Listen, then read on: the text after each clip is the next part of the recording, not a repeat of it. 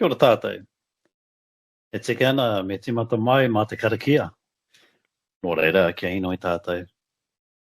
Piritia mai rā te tika hei kōrero. Piritia mai rā te pono hei wānanga. Piritia mai rā te aroha hei āwhina i te ngākau a tangata. Kia tū, kia atia, kia mārama. Haumi e, hui e, tā ki e.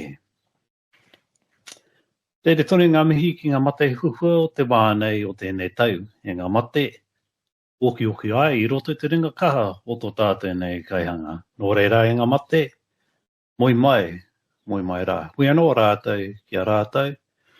Tātou e ore ana, e hāngai pū ana ki ngā tini kaupapa, a kui mā, a koromā, tēnā tātou katoa. Ki ngā morihu o rātou mā, i raro i te kapua pauri, ko te tūmanako ia. Kia miti haere te ngau kinikini o te ngamamai. Ka roa noa hau ki a rātou e noho tūroro ana, tāre te wā, ka hoki ora ai rātou ki te ora, ki te oranga. E heka mā, o koutou, e hāngai pū ana ki ngā tini kaupapa, kui mā, kora mā, huri no te mata o ta whenua, au mai, hara mai, ki tō tātou nei hui. Ko te kaitiakitanga o tō tātou nei hui, o ngā ngahere pōhatu tō tātou kaupapa mo te wānei. Ko ai hau, ko Shaun Awatere hau, te kai whakahaere o tēnei wā, nō reira, e heka mā. Rarau mai rā. I'm Shaun Awatere, no Ngāti Porou hau, and I'm a researcher with Maingi Taiao Bioeconomy Science Institute. And I lead the research aim 1.4 whanake rākau, whakatapu mātauranga, poipoi ai te tangata, growing trees, enhancing knowledge and nurturing people. That's a bit of a mouthful, that one. I wonder who wrote that title. And it's a research activity within the Restoring Nature Ministry of Business, Innovation and Employment program. And I'm based in Kirikiriroa, Hamilton. And I'm co-presenting today with Dr Erana Walker, postdoc with Te Whare Wānanga Waikato. If you'd like to use the chat function to just let us know ko wai koe, no hea koe, who you are and where you're from, then please do. And also remember, please use the Q&A function to ask any questions that you may have. Just want to focus the first part of this presentation on one question before I hand over to Erana to showcase some of the cool mahi, the awesome mahi that she's been working on in terms of developing a planning tool that has the potential to advance Māori participation in urban restoration. Now the question is tūhapu and iwi have a legitimate place in urban resource management planning? Not whether it's desirable or good practice or nice to have, but whether it is legitimate. I want to be specific about what the law actually says, because a lot of what is circulating in the public at the moment on Facebook or in social media is not accurate, and inaccurate claims are already shaping how some people behave in the space. It's not an abstract question. Do hapu and iwi have a legitimate place in resource management planning? I mean, just 8 days ago on the 20th of July, the Environment Committee reported the Planning Bill and Natural Environment Bill back to the House. Now, these two bills will repeal and replace the Resource Management Act, and they will set out the terms on which mana whenua will engage in the future of planning in this country.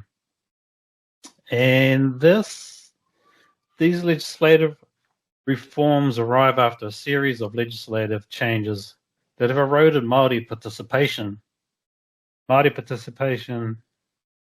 in resource management planning.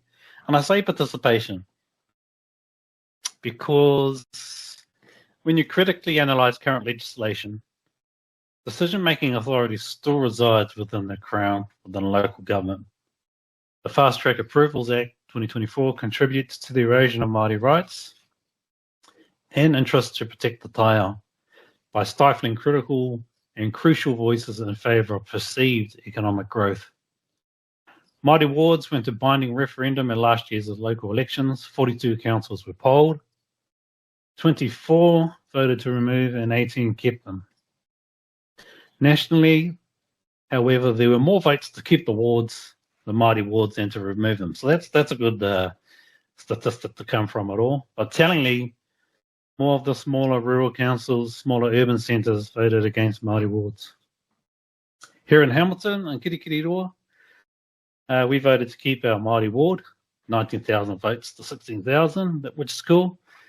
Waikato District, Waipae, Matamata Piako, all of them sharing catchments with our city, and Arohe voted to remove theirs. In our review last year, our paper, Reimagining, Reclaiming and Reconnecting Indigenous Voices in Urbanism, a review of Indigenous approaches for urban ecological restoration. Ooh, another one of those long titles. I wonder who came up with that title. Erana Walker, Mahuru Wilcox and I described progress by civil institutions to recognise Māori participation in urbanism is at risk of being rolled back as a conservative agenda that discriminates against Māori takes hold. And we also identify something that sits alongside the legislation, and that is that misinformation is itself a risk to the role of Indigenous peoples in urbanism, where unfair and incorrect representations circulate, and also where racist rhetoric is used to create unease about Indigenous involvement in development, co-governance and leadership, and that damages the working relationships between hapu, iwi and local authorities. So I want to take those three claims I hear most often and assess against what the law actually says. The first claim is that the mana whakahonua rohe agreements and iwi extra powers, extra decision-making rights over consents and plans. Now, what actually the mana whakahonua rohe is that it's in sections 58L to 58U of the Resource Management Act and came into force back in April 2017. And the stated purpose of that section 58M is to provide a mechanism for iwi authorities and local authorities to discuss, agree, and record ways in which tangata whenua may participate in resource management and decision-making processes under the Act, and to assist local authorities to comply with their obligations under the Act. And the Act says participate, not to decide, not decision-making powers. An arrangement can record how an iwi takes part in preparing or reviewing a plan, and this is where people are getting upset about, how information is shared, how the council notifies the iwi authority on consent matters. It in no way confers any powers to veto or have a final approval over the consent. The council or the commissioners, they still make the decision at the end of the day. Even commentators who actively campaign against these agreements acknowledge and concede that point.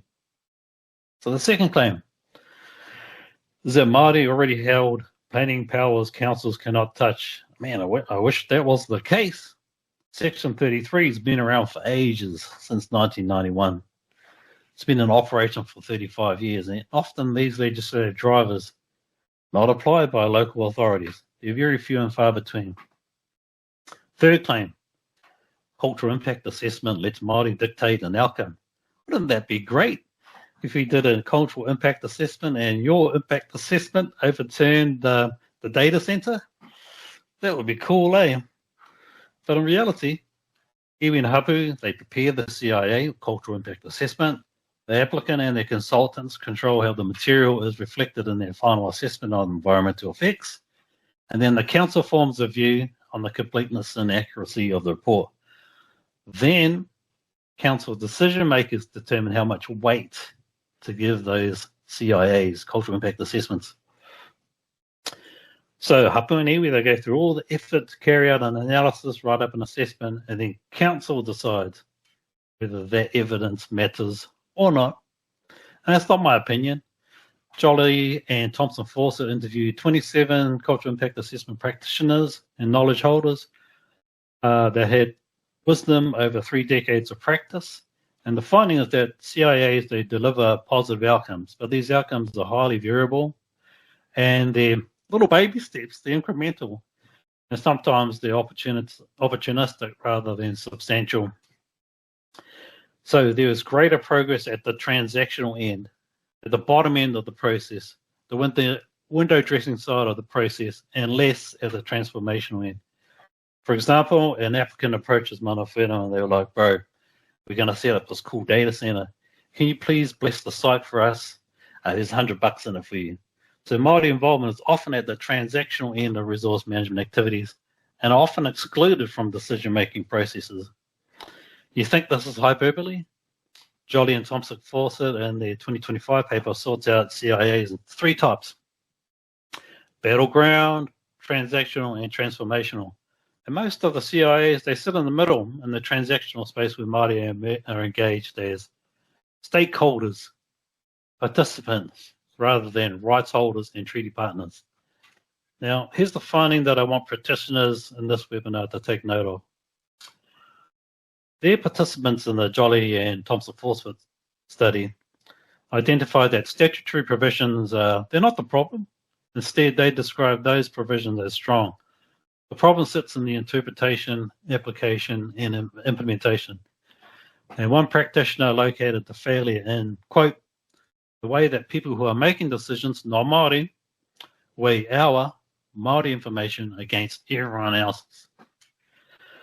So the accurate description of the current planning approach is that Māori don't hold authority in resource management planning. In fact, hapu and iwi go through all their time and resource to prepare assessments and engaging in processes and participating in those processes while holding the least amount of control over the factors that determine what happens to those resource consents.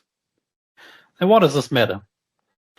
Well, because over 80% of Māori live in Aotearoa, or 80% of our Māori in Aotearoa now live in urban areas.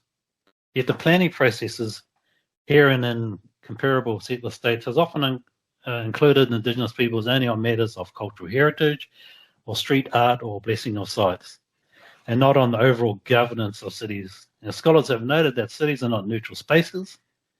Cities were built on whenua Māori.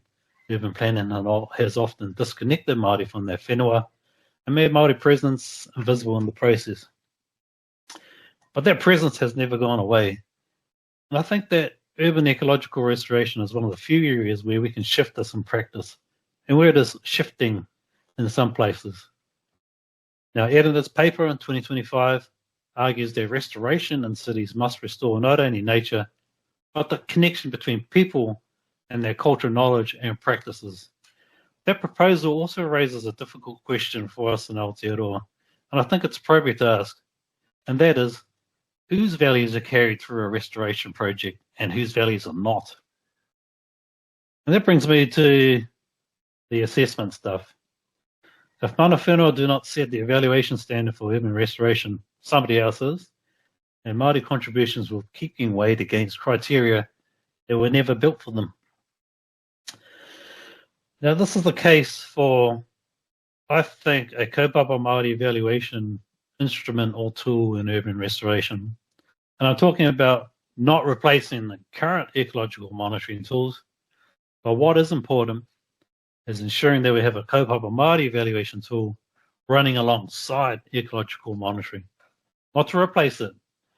But importantly, this tool is not the fluff on the navel of someone else's framework, but an assessment tool that lets kaitiaki state what good restoration states, what good restoration looks like in their own rohe and on their own terms, and then assess against it. Now, we've designed one, it's called Kākano, and we're looking at piloting it. Local government planners, urban restoration practitioners, and hapu and iwi representatives. Now, after that rant, I'm going to hand over to Erana Walker of the University of Waikato, whose research on kaitiakitanga and urban restoration underpins this framework, and she will take you through how the tool works. Nō reira, kia ora Erana, kei a koe te wā.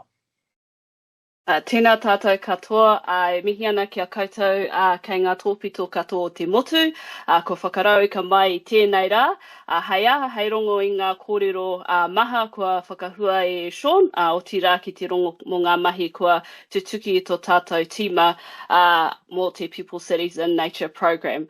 My name is Erana Walker, I'm an uri of te Tai Tokero, have whakapapa hoki to Ngāti Porou, Ngāti Rangi, and I'm going to share share with you the restoration tool that we are developing based on some of the research we've carried out through the People, Cities and Nature program.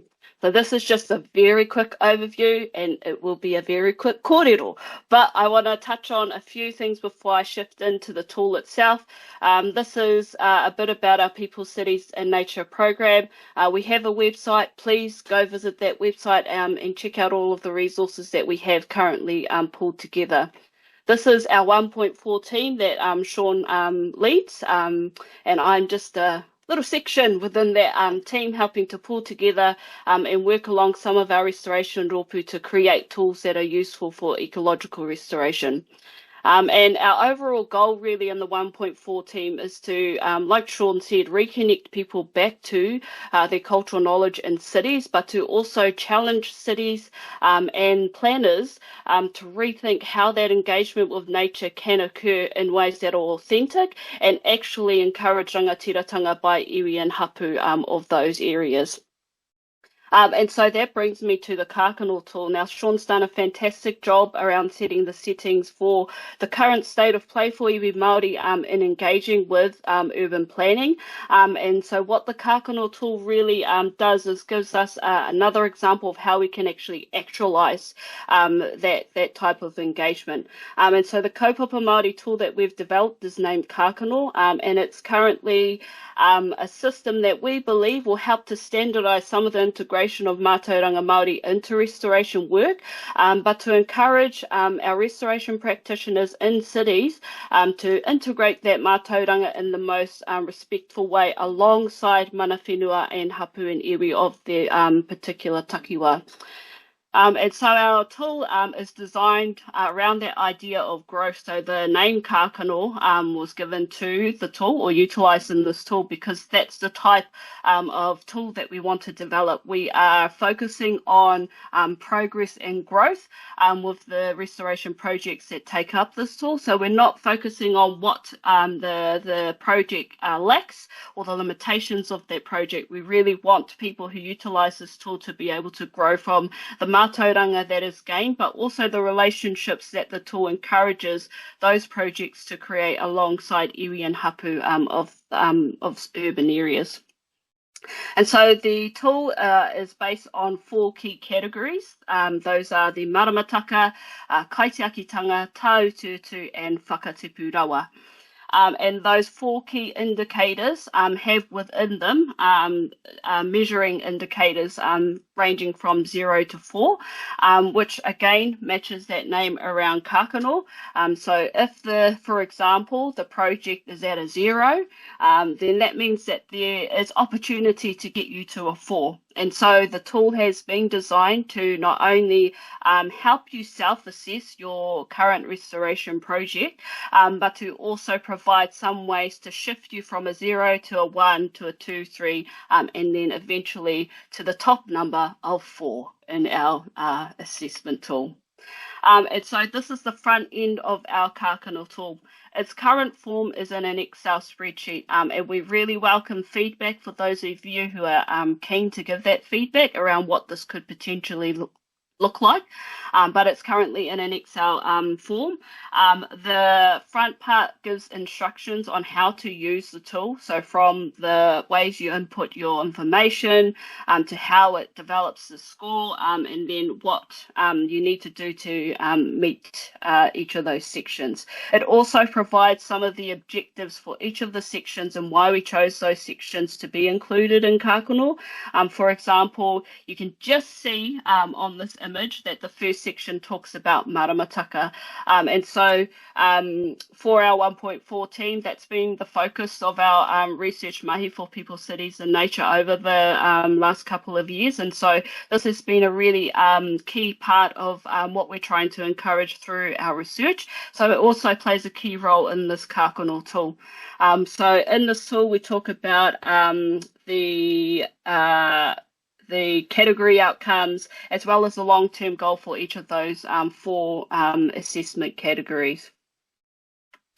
This is the second stage of the tool. So this is where you put in your information. So you'll see here in the white, you would put your score number in there. But for each of the assessment categories, we ask you to ask yourself questions about your restoration project. And so here in this first column or this first row, you'll see the tool asks, does your restoration project support the integration of maramataka? And so it's up to you to determine on a scale of 0 to 4 where your project sits. Once you determine where the project sits, you take the number of which matches your current assessment of the project, and then you put it into the scoring column. And then what the Kākano tool then does is it takes the scores that you provide and then it gives you a total overall score. So not only does the tool provide an overall score for your restoration project as a whole, it'll also give you a breakdown of how you scored for each of those assessment categories of maramataka, kaitiakitanga, taiao, and whakatipu rawa. In our tool, we've also provided a glossary to help. For those of you who may be new to Te Reo Māori or still learning, there's information in there to help you understand what we mean when we talk about kaitiakitanga or maramataka or mātauranga Māori. And so the benefits of this tool is that it provides a standardized framework across regions. And I think what we really want to highlight is that the tool is the beginning of your engagement. It shouldn't be the only way that you engage with iwi Māori, and especially hapu of a particular area. For example, if there is a hapu in the area that has their own tool that might be useful, we would encourage you to work alongside the iwi and hapu to utilize those as well. But it provides an opportunity to embed mātauranga Māori alongside ecological restoration measures. And so there's quite a few assessment tools that can provide that ecological measurement of your restoration project. This kind of flips it and prompts you to understand how well your project is supporting mātauranga, which I think is very exciting, especially if you are a new restoration project, but also if you are a project that is looking to integrate it and you're well established in your area. But it also enables tracking over time. So you can start off with your first assessment, your first reflection of your project, and then maybe assess 6 months to a year from there to see how you're tracking along. Our next step is also integrate case studies into the tool itself, so that you get real world examples of how the integration of mātauranga Māori can happen into your restoration mahi. And so, like I said, it was a very quick summary of our tool, and so I'll hand it back over to Shaun. Kia ora, Erana, what a great presentation. I learned a bit more about what the Kākano tool is about. So, ngā mihi kia koe. And probably just also a note is that we are looking at further developing it so that it's probably a bit more accessible, because I know that people probably choose not to engage with things like Excel and would prefer it to be available on other platforms such as through a website or an app. So we're going to look at looking at further developing it into an app, so that you can just use your thumb to do all the assessments and measurements rather than interact with a spreadsheet. Okay, we've got a couple of pātai here. And Yvonne asked, are these tools or resources available online? Yeah, it's not yet online. We're trying to gain feedback from different rōpū. That has come back as a key suggestion to have it be a little bit more accessible. So when it does come online, you're all getting emails. A great question as well from Anne Jacobson, who asks, how do we get more influence in governance? And I think it probably is a legislative one, where a number of hapu iwi have been successful in setting out terms and conditions for participation through their Treaty of Waitangi claims, but some of those provisions are at threat of being eroded by a number of resource management planning proposals, Conservation Amendment Act, a bill as well. So I think it's going to be a tricky situation in the future, and I can see a lot of potential litigation happening in this space in order to ensure that Māori rights and interests are still part of any decision-making processes around natural resource management. Do you got anything to add with respect to that pātai, Erana? Yeah, I think there are a lot of people doing mahi to influence Indigenous participation in urban areas, including the mahi that are happening with iwi and hapu with respects to resource management issues. And so what I would suggest is there are people who exist within governance entities who are still pushing for that to occur. So I've had kōrero with some whānau members who were a bit iffy about the changes that were coming in terms of, say, the mana whakahonua rohe, but the commitment that their local governments had made were still being upheld regardless of those changes that were coming in. And so we've seen this play out quite a few times over the last couple of years where there have been challenges for the continuation of Indigenous perspectives in legislation to do with resource management and governance. And so again, it's up to those governance entities to show their tiriti commitments to Māori and to uphold them in ways that still, support the needs of iwi and hapu. Yeah, great answer. Just in response to some of the questions around who's this tool for, this tool is really to help those folks who are in the conservation space to better align with iwi and hapu priorities. So that's the conservation groups and local government and so on. This is not to replace any thinking that hapu and iwi might have in terms of developing their own assessment tools, but we're open for hapu whānau who want to kind of take the tool and use it and develop it through their own processes. So it's very much aimed at the community practitioners, the tool, and probably isn't going to help us in terms of positioning with respect to the current resource management planning reforms, but there's a whole lot of work there done by our legal experts which have identified our rights and interests, as well as Māori participation in resource management planning, a whole lot of mahi on co-governance as well, making the argument for why that's important. And we've probably got about 30 years of jurisprudence to draw upon. So it's quite an ambitious reform project that the government is trying to carry out without any due course to that 30 years of legal precedent and scholarship. Taiporitu, kia ora hoa. He asked if this tool would likely be given to local councils, WRC, HCC and Waipa and others. We are working alongside some HCC to support the integration of this tool. So it's on the cards. Again, it's a work in progress. And I don't think we wanted this tool to actually be a portal to capture mātauranga Māori, but more importantly, ensure that the restoration efforts were aligned to priorities in a more broader general sense.